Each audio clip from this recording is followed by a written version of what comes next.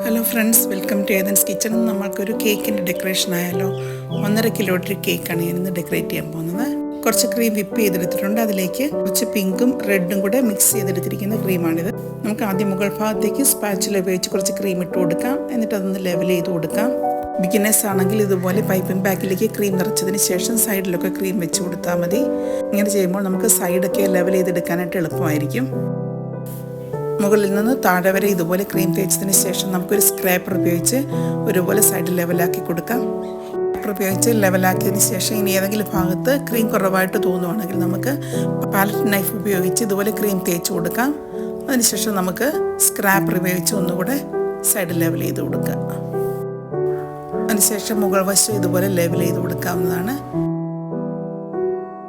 Side ലെവലാകുന്നത് വരെ ഇതുപോലെ scraper ഉപയോഗിച്ച് നമുക്ക് ലെവൽ ചെയ്ത് കൊടുക്കണം.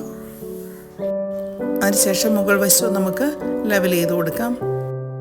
ഇനി നമുക്ക് കേക്കിൻ്റെ അടിവശമൊക്കെ ഒന്ന് ക്ലീൻ ആക്കി കൊടുക്കാം. ഞാൻ ക്ലീൻ ആക്കി എടുത്തിട്ടുണ്ട്. ഞാൻ കേക്കിൻ്റെ ടോപ്പിൽ സെൻറ്ററിലായിട്ടൊരു സ്റ്റിക്കർ കൊടുത്തിട്ടുണ്ട്. മുകളിലും താഴെയായിട്ട് കുറച്ച് ബോൾസ് വെച്ച് കൊടുത്തിട്ടുണ്ട്. നിങ്ങൾക്ക് ഇഷ്ടമുള്ള കളേഴ്സ് ഉപയോഗിക്കാം. കേക്കിൻ്റെ മുകളിലും താഴെയായിട്ട് ഞാൻ സ്റ്റാർ നോസിൽ വെച്ച് കുറച്ച് ഡിസൈൻ കൊടുത്തിട്ടുണ്ട്. അങ്ങനെ ഡെക്കറേഷൻസ് എല്ലാം കഴിഞ്ഞു. Thank you for watching.